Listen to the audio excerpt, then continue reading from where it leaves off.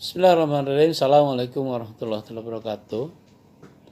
Nahmaduhu wa nasta'inu wa nastaghfiruh wa na'udzu billahi min syururi anfusina wa min sayyiati a'malina. May yahdihillahu fala mudhillalah wa may yudhlil fala hadiyalah. Asyhadu an la ilaha illallah wa asyhadu anna Muhammadan abduhu wa rasuluhu la nabiyya ba'da. Pertama-tama mari kita panjatkan puji dan syukur kehadirat Allah Subhanahu wa taala. Kita masih bisa diberikan nikmat iman, nikmat Islam. Salawat dan salam semoga tercurahkan pada Habibana wa Nabiyana Muhammad sallallahu alaihi wasallam.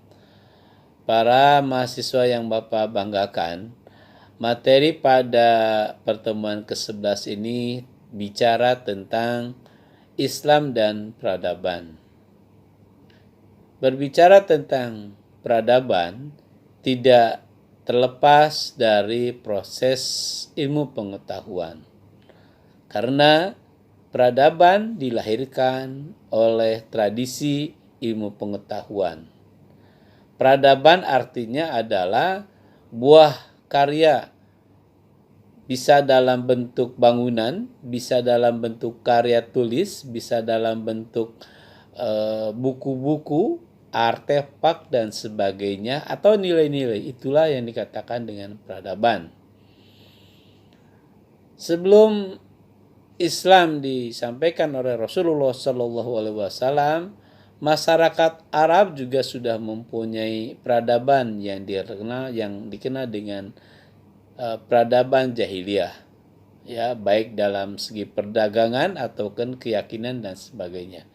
Jauh sebelum Islam, pada masa zaman Mesir kuno juga mempunyai peradaban.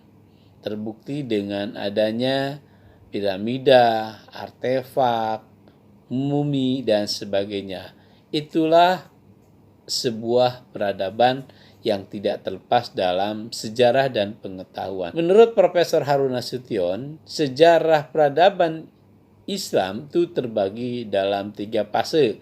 Pertama, fase klasik, kedua fase pertengahan, ketiga fase modern. Fase klasik adalah fase ketika Islam disebarkan awal oleh Rasulullah SAW sampai dikembangkan oleh para khulafaur rasyidin. Dilanjutkan awal dinasti Umayyah.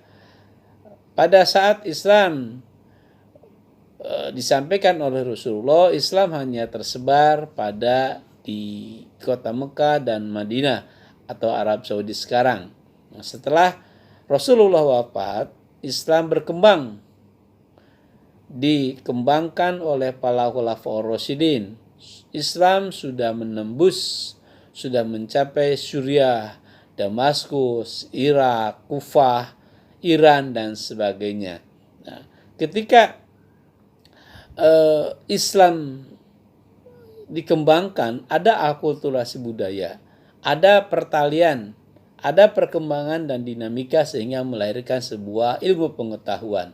Sejak saat itulah dimulai adanya kodifikasi Al-Quran oleh pada masa zaman Khalifah Utsman bin Affan atau terkenal dengan Mushaf Utsmani, atau juga ada beberapa ijtihad yang dilakukan oleh para tabi'in setelah perkembangan Islam pada saat terakhir Ali bin Abi Thalib.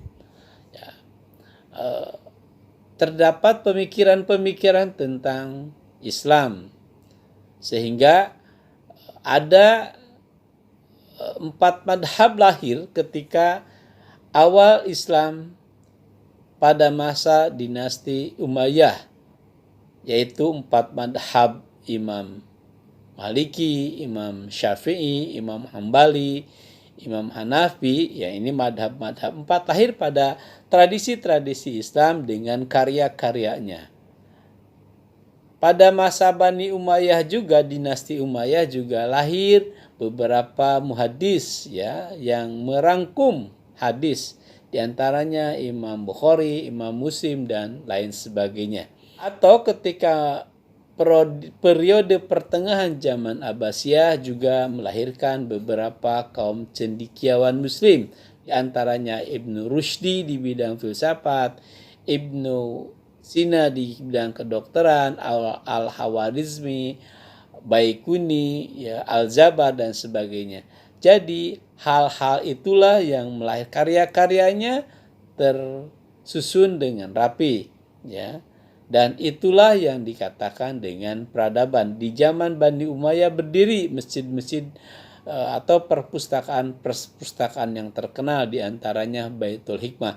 Bahkan dalam sebuah sejarah bagaimana ketika pasukan Mongolia menyerang dinasti Abbasiyah sampai sungai Tigris itu hitam oleh tinta yang dihasilkan dari buku-buku perpustakaan Baitul Hikmah yang dibakar oleh kaum Mongolia atau kaum barbar.